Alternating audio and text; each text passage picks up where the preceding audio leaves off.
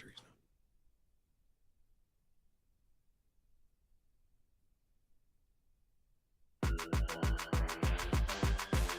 not. We are almost open for business as the United States government is going to be opening up tomorrow, or at least the vote is tomorrow. We got all the update on that. We're going to talk about some macro. We have MATIC joining us today to break down the charts. He has a very interesting thesis on when the government does open and are we being too bullish. Also, we're going to give a nice shout out to all of our veterans. If you are ever served in the military, thank you very much. You know, Rob's family, his father served in the military. He speaks about it all the time. So big thank you to your father, Rob, for being a veteran of this country. Also, we're going to talk some altcoins. We're going to talk about a virtuals play. We're going to talk about Uniswap. Why did it run? We're going to look at Solana. And is ICP ready for another leg up? Big announcement from Caffeine AI. We have that and much, much more on today's episode of Sin City Crypto. Jacob, roll the intro.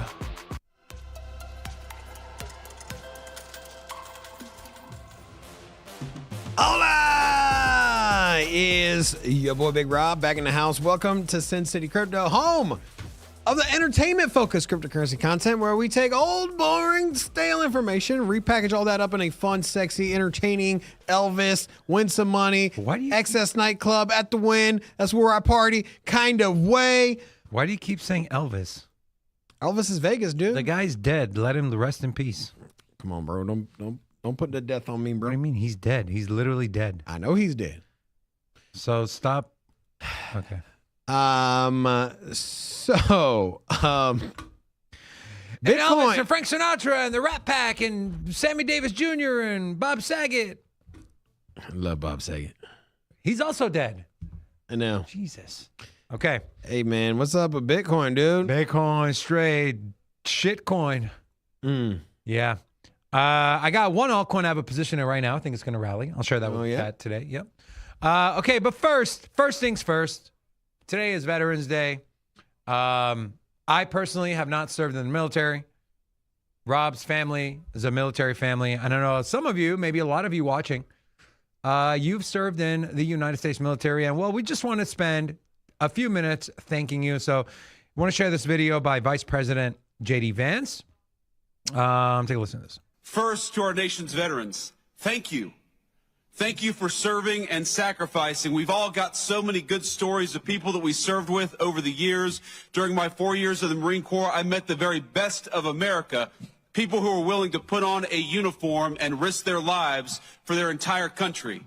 Just yesterday morning, I met people who lost limbs, who lost very, very important family members, who lost their psychological health, going out there and serving the United States of America. So whether you gave a little bit or whether you gave a lot, every single person who put on the uniform of this nation deserves our gratitude on this day especially, but every day. And so from the Vice President and the entire administration to our nation's veterans, thank you for your service, thank you for your sacrifice, and thank you for making us proud every single day. Also, we'd like to hitch our name on the back end of that as well. And a couple of people who we know and some from our community. Big shout out to Kelly Kellum. He is a veteran. So, Kelly, thank you for your service. Also, Crux, happy Veterans Day, as he posted his picture in his, what are these called? Fatigues? No. I generally don't. Definitely not fatigues. No? Okay. Just uniform. In his uniform. Thank you. I'm not trying to be funny. I really don't know. And then my boy Billy, I mean, look at this dude, bro. This dude looks like a straight killer, bro. Like, you came across this man in the battlefield, bro. I mean, you're running the other way.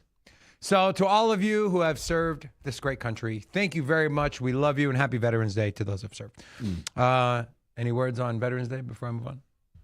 No, man. You want to give a thank you to your dad? Big shout out to Pops. You know, he was...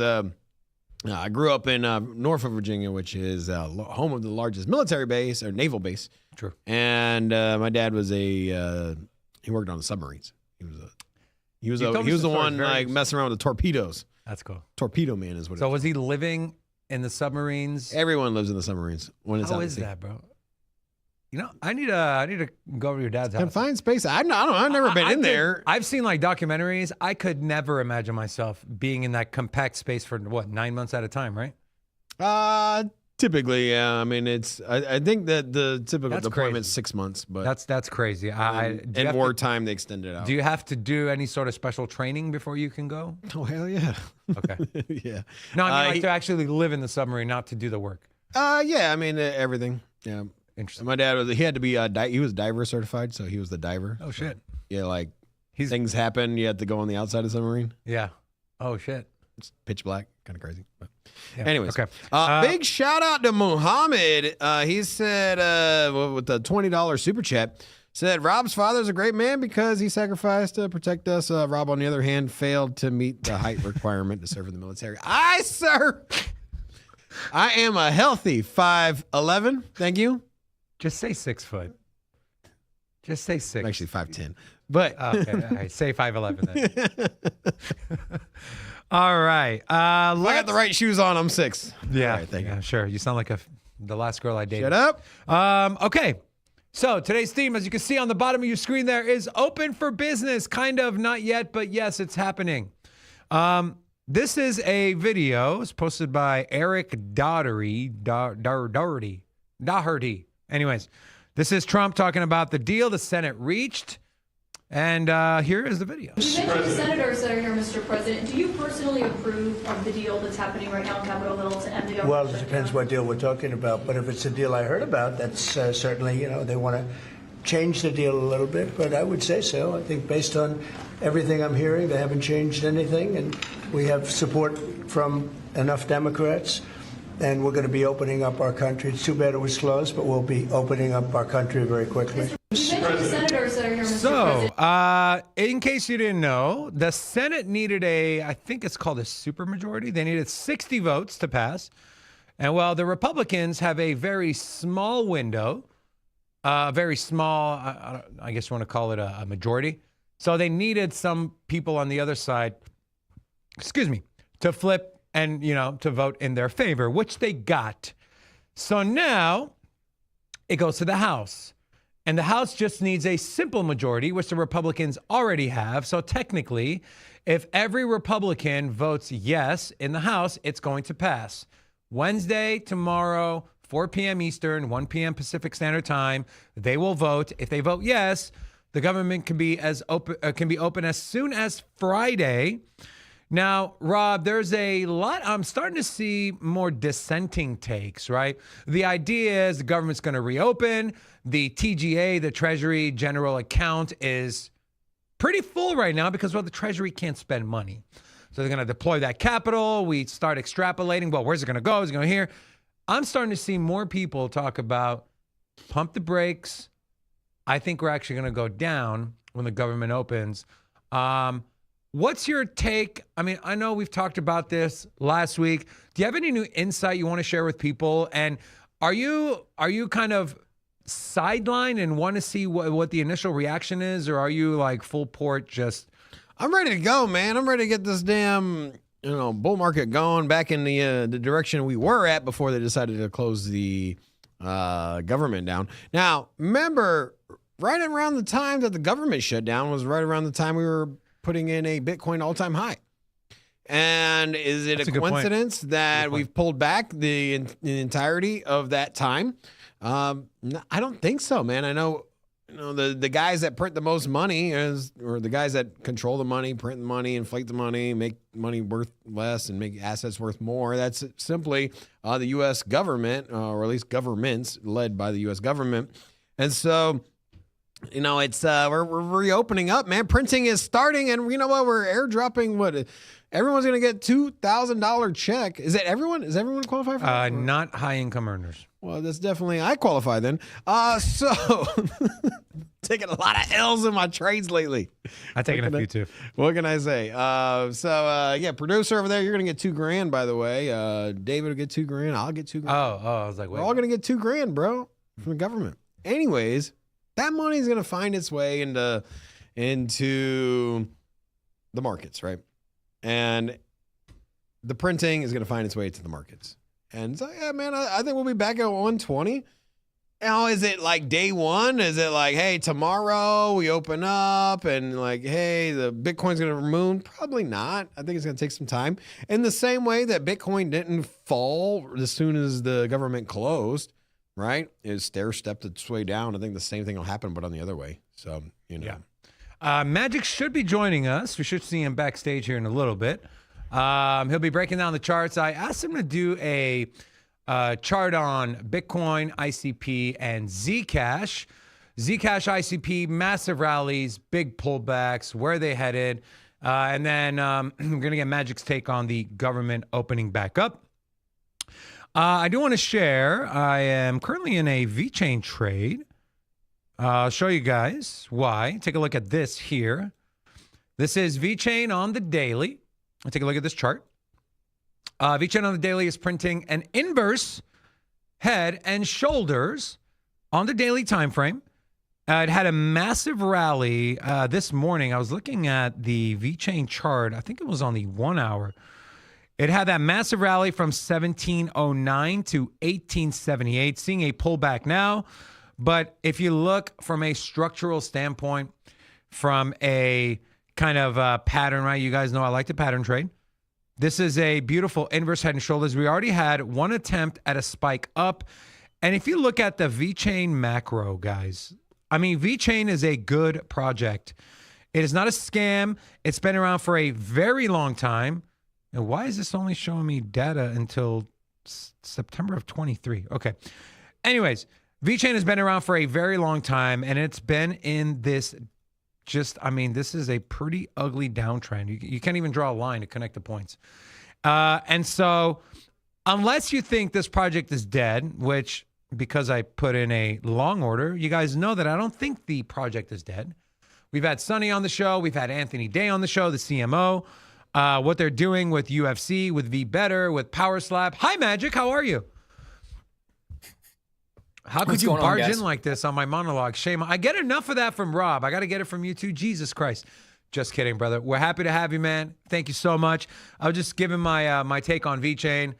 I know you're not a big pattern trader, Magic, but there's a little inverse head and shoulders brewing on the dude. He busted in on your chart, bro. He was like, he's like, hold up. Wait a minute. Something ain't right.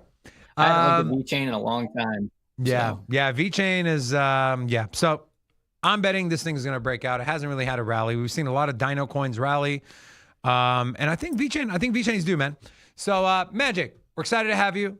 If I can kindly please ask you, we shared at the beginning of the show that the government, the U.S. House of Representatives, is going to be voting on the bill tomorrow at 4 p.m. Eastern time. There originally was a lot of hype around, well, everything's going to pump. The government's open. The Treasury General account is filled. The repo, the Fed is injecting liquidity into the banks. There's all this bullish stuff. And now I'm starting to see some more takes on the other side, Magic, of people saying, hold on, pump the brakes. I don't know. Might be more downside. Where do you land, Magic? Do you think that with the government opening back up and everything I mentioned, that there's going to be some sort of spark of interest, a rally in the crypto markets?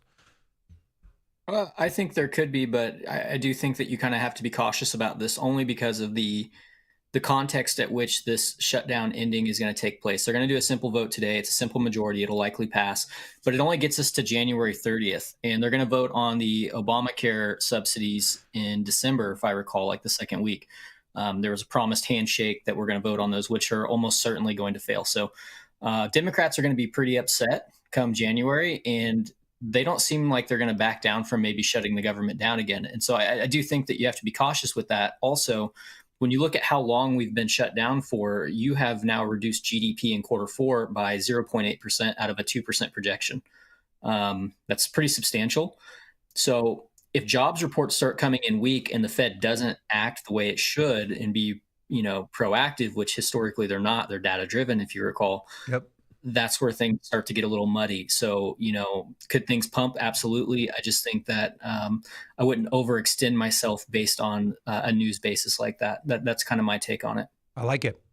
Magic. Everyone's kept talking about the CME gap, Bitcoin 104. Well, it filled pretty fast. What are you seeing on the Bitcoin chart, Magic? I know the weekly time frame, Bitcoin closed above its 50-week moving average, which I know is very bullish. What are you seeing on the Bitcoin chart, Magic? What's the structure look like? Is there any sign of reversal nearby? You think there's another trip down to sub 100K again in the near future? Yeah, for whatever reason, my trading view today is just lagging and lagging. Me too. But I do think that we'll probably see a little bit lower from where we are, of course. You can kind of see that I've got a messy chart here, and I can talk about that date range later. What I've been looking at in terms of this is this local gold pocket here from the most recent high to low, and then I kind of have it boxed off because I believe it was the weekly. If you went back and you just reviewed the last few weeks of price and you just said, hey, where's value been at in terms of what's been going on, you can see that you have several value area lows and even a point of control all kind of lined up here in this little box, giving us a nice resistance zone, letting us know that, hey, this is probably going to be at least at first pass resistance. And then when I had called out yesterday that we were in it and the shorts in play, we were looking to hold the weekly open because you're at the previous week EQ, you're at the Q3 low, and then also it kind of holds the keys to getting back into last week's range, which would put you in that weekly NPOC earshot of that gold pocket you were just looking at. Also your previous month low there, very important. So I do think you're going to see a dip into like the 102s. And that needs to be, if that area is lost, you'll probably take this previous week low. Now, historically speaking, when we talk about things like inside bars, when you're below the EQ here of the previous week or the previous month, you actually expect to take the prior month low or previous. Just statistically speaking, that's going to happen more often than not. When I say that, I don't mean it's like 51%. It's well above 70% of the time. So in this case, failing to hold the EQ of the week, it's not a death sentence. But when you failed to do so on a monthly basis here, you can see that when we came into November, the first thing it did was take the previous month low, which was right here. So you really want to be living back above this like 104, 105 region and then pushing into like 112. This is your 60 and 30-day average. Now, the low time frame averages that are coming in are also important. This is your biweekly. So every 2 weeks, you get an average of price, just like you do on the monthly, all those. This was your 2-week average of price. So when price rebounded here off of support, which I did take this long, as full disclosure, I was pretty open about it, that this was the area I want to long out of. I got asked if I would trade the breakout of this. I absolutely said no. I would only long this box. And I'm out of that trade as of this moment here. I did not enter any secondary shorts or anything. I'm still holding shorts from higher up. But price can pump all the way to here. It can pump all the way to 112. And it really hasn't done anything in terms of reclaiming any sizable ground. So for right now, best case scenario for Bitcoin is to put in a low here about 102 if you're looking for that higher low. But I really don't think it's dead in the water if it comes back down to below the current low at 98,825 and takes the previous week low. You've got substantial support here. So we may spend some time grinding this area out, but I do look at it opportunistically, until it isn't, I guess, is the only real way to word that. I'll get rid of these weekly profiles. They're probably muddying things up. So first, a long opportunity, slightly lower at this gold pocket. But then after that, I would just look at this again and say, okay, can I justify another long out of this region? I really can't do anything else with it. It may base out of there for longer than people like. And, historically speaking, when that happens, this was the one from the yearly pivot and 6-month pivot at the time, the fabled PP zone, as we called it, or I called it anyway, because I'm kind of immature about that type of thing. But in terms of, it's a zone, but you can see how many times you revisited. I took this first long to like 92, and that was quite the bounce. But then you came back to it and grinded out this area a little bit. So, the hardest thing for people to do is to be patient. And these were all good entries in terms of a price. So you're at that position now. And if you're going to see similar price action, it could take its time. And that would probably be very detrimental to most traders because how people are emotional. As soon as we're here. Sorry to interrupt you, Magic, but if we can go back to Magic's chart there, Jake, I want to point some now real quick. So Magic, that was that gray box, right? That was April 2025. Okay. So if we do the scenario of we're grinding it out at 98 to 102, wouldn't that be a positive thing? Because we grind out and then a big rally. Do we see another grind out and another big rally? Because what I'm seeing to the left there, right? It looks like December of 24 through April, we had some, it was a pretty, how deep was that pullback, Magic? from the top there? Yeah, probably closer to 30% if I had to guess. 32%. And where are we at now from the high we just had? That high right there, the a all-time high. a little past 20, if I recall. Okay, so if you zoom out, and here's the way I look at it. If you zoom out and look at it, we've already been through this once this cycle, and now it's happening, but the pullback is less deep. And you kind of, I mean, are you in the same sentiment as I am, Magic, or am I just spitting hopium here? Yeah, I mean, it's less deep, but it's on par. It's not like so far off that I'd be like, oh, it's inconsequential.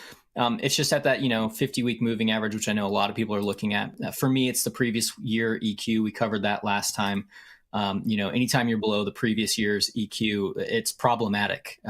Generally, that's real bad. What I will point out for those that are keeping track over the course of like a long period of time, and I'm going to go to a cleaner chart for this because it's just easier to do. We've talked extensively about pivots when I come on this channel. Yep. And right now your 2 month and your 1 month are an identical level, which doesn't happen too often. It does occur, but it doesn't happen too often. So it really puts a lot of emphasis on this area of the chart here at the previous week high and $112,000, kind of saying that, if we can get above this, this actually looks pretty good. The same thing with the bi-quarterly here. If you recall, this bi-quarterly or 6 month pivot was also the same number as the quarterly for Q3, which only happens a handful of times in Bitcoin's history. You're actually on par to do that again, which is kind of crazy to me. So when you look at the projected 6 month and quarterly pivots incoming, you're above them as of right now. But as they come in, these things are going to, I need to get rid of the 2 month, the 60-day and the 90-day, or not the 90-day and the 120-day, excuse me, are the same level right now. And that's only happened, maybe 4 other times in Bitcoin's history. So it is one of those things where anytime you're above this, it's good. And we talked about that. We said, if you're above that, when those two are the exact same, it's bull market on. We're looking for resistance as well above it, which you did strike.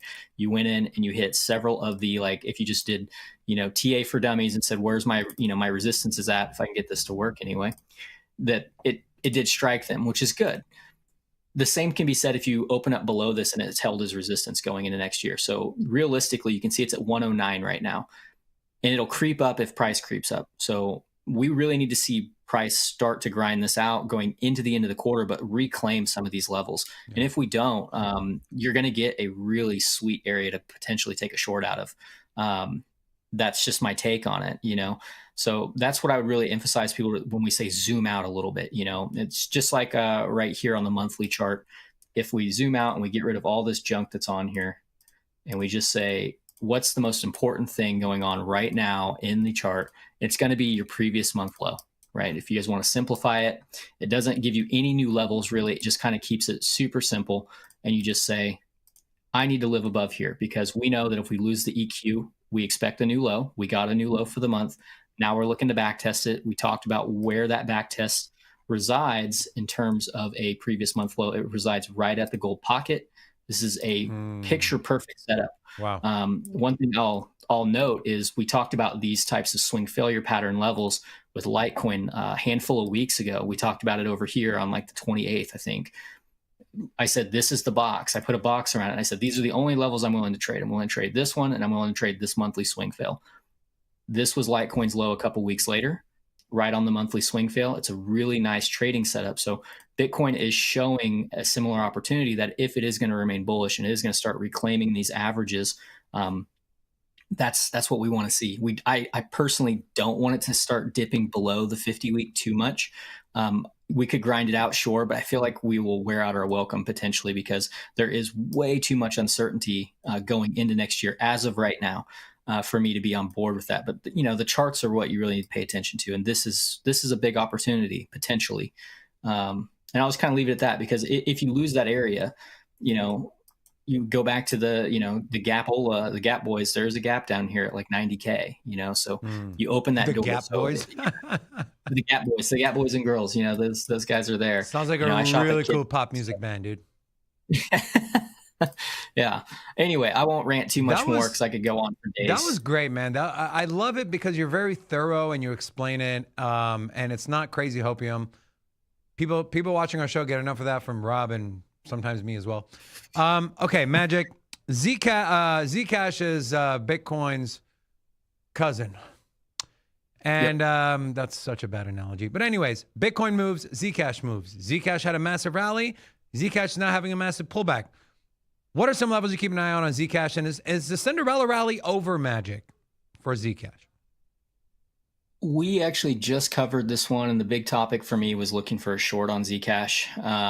That's what I wanted. It did hit a short opportunity, and if I can find the freaking chart. I can't remember what exchange was on, because when we looked at it originally, I looked on Binance and it didn't have all the history. So I thought it was making an all-time high, and I went back and I found a chart that had more, and I was like, oh, I totally butchered that, because it was definitely not. Did I put it under here? You know, bear with me. I'll find this thing. Maybe it's on Coinbase. Zcash, centralized exchange. Did I go with? It was Kraken. I believe it was the old Kraken. Yes, it was. Okay, so first of all, you know, everyone kept asking where this thing was going to top out at, and this was one of the big things that I was covering with the guys in the group. You know, hey, sometimes when things like this occur, you really need to take a step back and just say, oh, what am I actually looking at? So you guys know me, I like to start on the yearly chart. That's my go-to. Yep. And when you look at the yearly chart here, and we'll ignore this for now, you've got a high from 2017 and then the high from 2018 here that swept it and then closed back below. And then you have the low of 17 getting swept and held as support before establishing what looks like a really big freaking range. You know, this is a massive, you know, undertaking.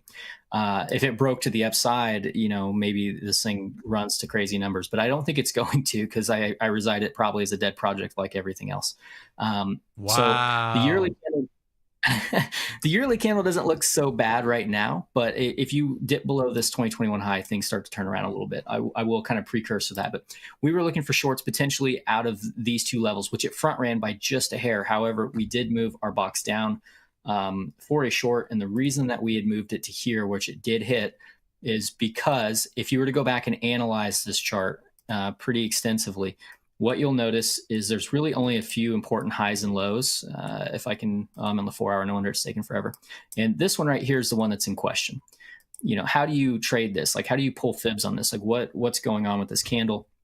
It's the 2018 high on that SFP we talked about that came in over here. So it is still important, and you can start saying, yeah, I mean, if I go to the 4 hour, it opened down here, and it was actually 1 4 hour candle, just so everybody knows. This was 1 4 hour candle. If you were to like get into it, where it went from $9 all the way back up to 900. I don't know what happened at that time, but whatever.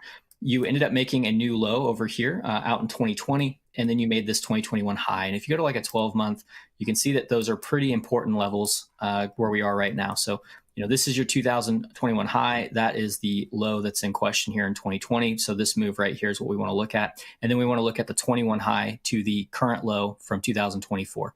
Those are the ones I want to focus on because they're the ones that make the most sense. If you were to go out to like a weekly, make it a little easier on yourself to pull the fibs, what you're going to do is you're just going to measure from 20 to 21 and then 21 to 24 here on these lows and just kind of see what it gives you. I am going to use linear scale for this, just to point that out to people at home, because it's easier to get sucked in the log because of the way the chart looks. But if you go from 20 to 21 high right here, you'll notice that it is a almost perfect 100% expansion of that move. So it is, if we layered them on top of each other, it would be identical. Same thing we did with gold, same thing we actually did with Bitcoin for this 124K high zone that we made. Now, if we were to do the exact same with the 21 high to the 24 low, you'll see that you have a 200% expansion right here in this box, telling you that at about 726, you probably should have been looking at things and saying, man, this might not be what I think it is. And then there's not much data over here, and you're not going to get a lot out of it. But if you just measured the first week, that wasn't this gigantic candle to the downside right here, right? Like opened up at 30,000 or whatever it was. We want to start here. I know. So we went ahead and did that and found that the point of control was naked from that range as well. So it gave us kind of extra confluence to put that box on the chart and say, this is the area that if it's going to top before it makes a new high, it could top here. I'm in favor that as long as it's above 372, that it could push and make a new high. And I think that this area will be resistance. However, you do run the risk of lots of times when you get ranges, you overshoot them. So if there's going to be a top, it's either going to be out of this box here, or we might get a secondary opportunity just above at the logarithmic gold pocket. And that's going to also be the only horizontal level on the chart, which is a daily level above there, which is the only daily settle up that you have, which is all the way back over here. So it being at that logarithmic golden pocket from the overall high to low, which is that 30K high to the low, gives me a little more confidence that, yeah, if this plays out as a range, like I said it did, you could be looking at something like this, where you're coming all the way back down to like $200 is what I'd be looking for on a move like that. If it did overshoot the range, like let's say it pops up here, this is where I'd want to be looking for another short. And if it gave it to me, I'd be willing to trade this all the way back into the range and treat this thing like a proper shitcoin. And it just is what it is. That's my plan on it. It's a reaction-based setup. Now, if you're not in a position and this thing just starts nuking from here, I think that you will probably see like 190 to 236, 372 is a pit stop. But that 372 is also the monthly's current low. So we're only 11 days into the month. So this candle is going to change quite a bit, whether it's positive or negative. If it closed negative, this would look really bad. I think we can all agree that this would not look good. Yeah. So it is one of those things where that's kind of how I'm viewing it. I think your only options at this point as a trader are to either along this level here, or looking for shorts from higher up. If you missed all of that, you can do what I do and just kind of divide out the candles, because just like Bitcoin, this thing barely has inside bars. You'll notice that all these bars take the high or the low, except for just a handful like this one right here. And then the very next one takes the high, right? So we're expecting to see that there will be a higher low. And if you're looking at things on the monthly basis, you can see that as long as you're below 560, you are expecting this thing to come back down and potentially challenge 372. So if it closes the month below 560, I would be cautious on this one. If it's living below there, like let's say it just goes stagnant until December, but this starts becoming resistance, I'm expecting to see a formal test into 371 at that time. And that's it. That's realistically how I would treat this one. Yeah, those measured, dude, those are spot on, dude. That's awesome. Magic, we appreciate you joining us. Thank you for the thorough breakdown of price action on, excuse me, Bitcoin and Zcash. Anything you want to shill before we let you go? Not really, guys. I don't ever shill. That. Not much of a shiller. You can shill yourself. I wouldn't do that either. Yeah, that's pretty douchey.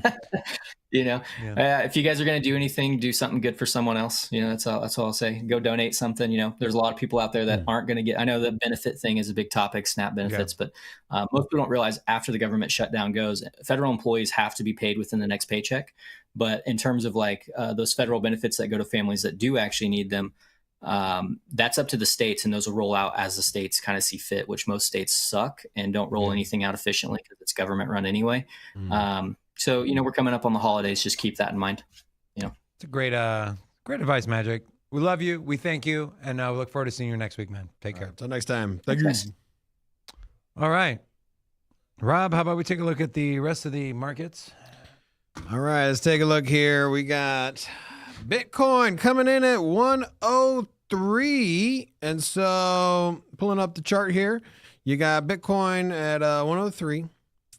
Looks like we're at a interesting impasse here. We're going to lose this 103. We're obviously hanging out in this 100K range again. Will we go down and live under $100,000? That's the big question. It's the one everyone wants to know. I'd like to think with the government opening back up that, you know what, chances are we don't go under 100K. We rally.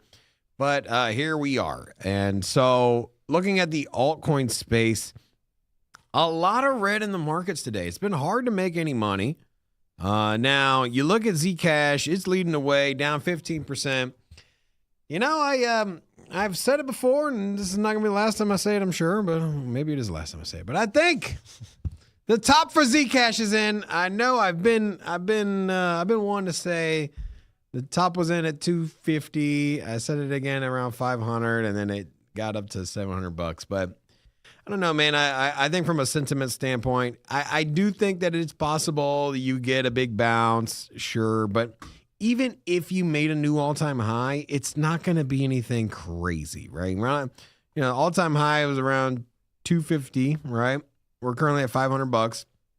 That's a 50% rally from where we're at, if we get there.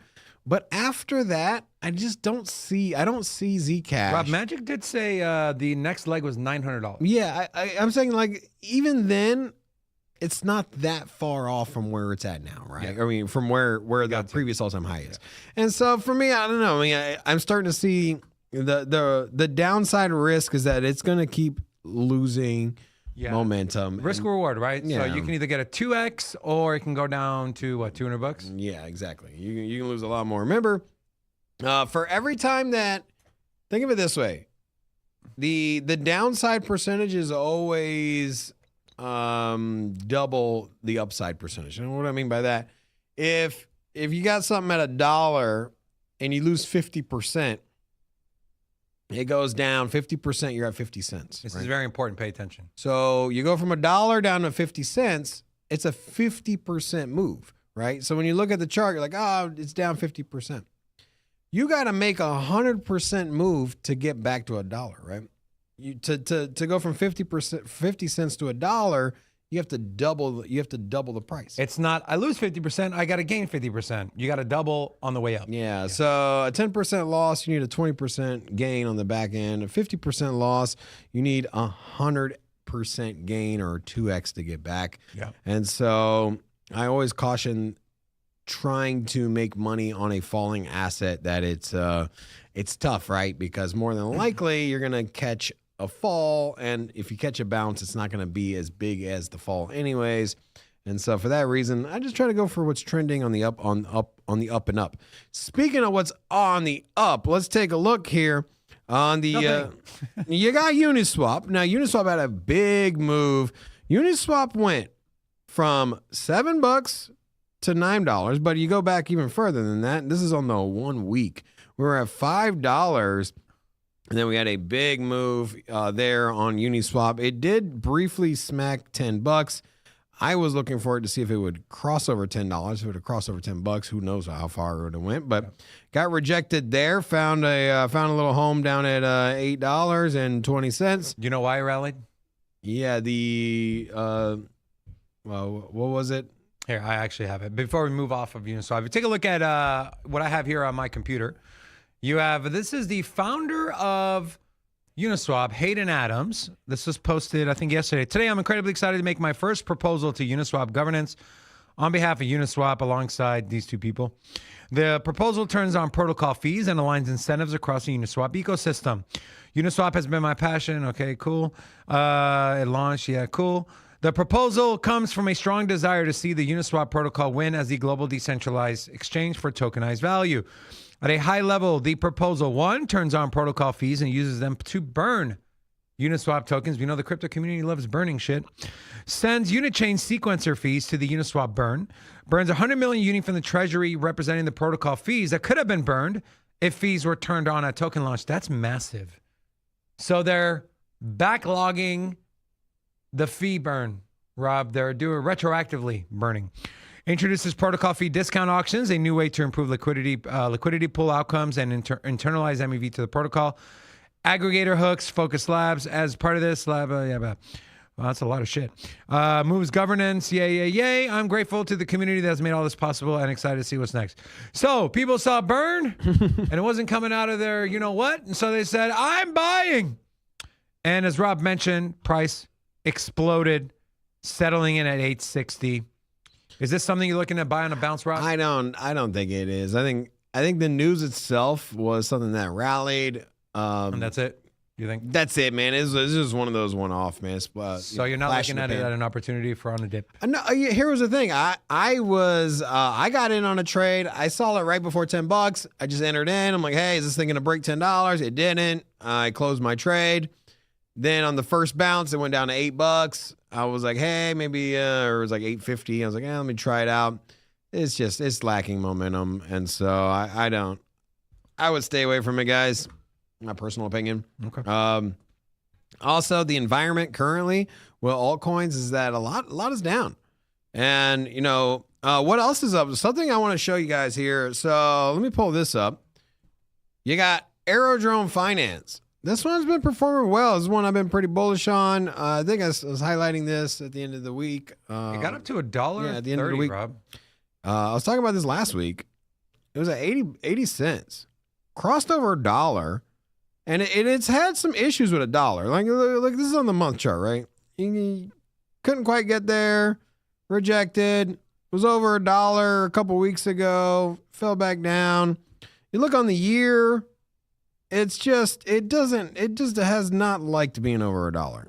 It hates it. Now, that said, saw a nice little breakout, man. And this is on the 1 week. This is a 1 week chart, man. Nice up and to the right. It's, I don't know. I just look at it and I'm just grind. Yeah, I think there might be something here to this. And if you guys are wondering what is Aerodrome Finance, what are they all about? It's governance token for the #1 DEX on the base ecosystem. So do me a favor. Yeah. On CoinMarketCap, I want you to go to the search and type in Hydrex, HYDREX. HYDR what? EX. EX. Hydrex. What is it? Yep.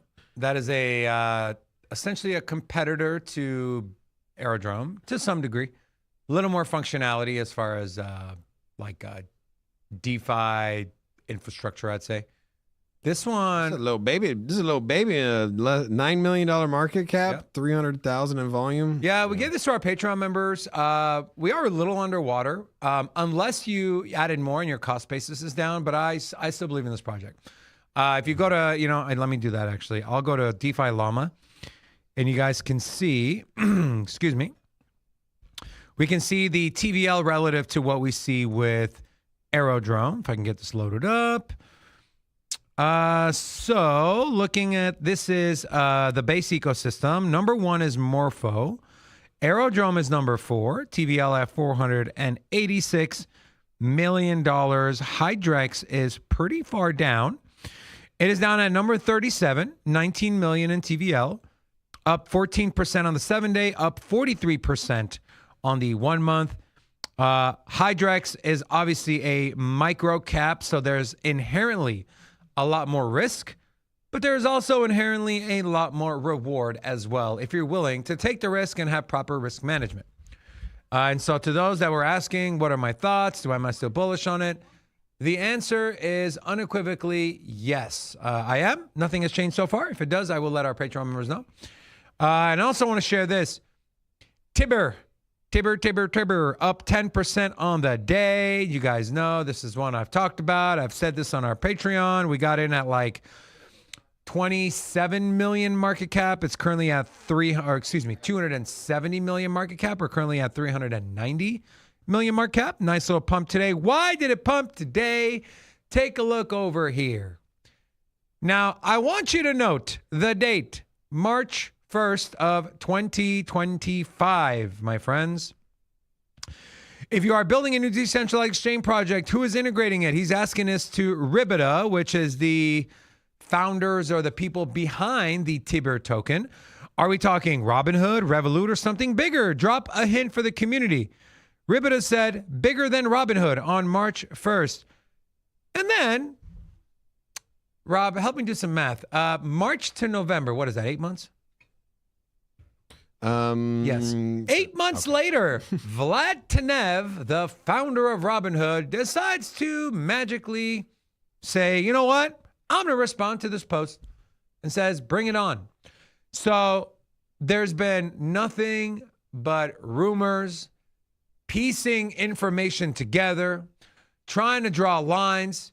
In the beginning, it sounded like hopium. Now it's literally in your face.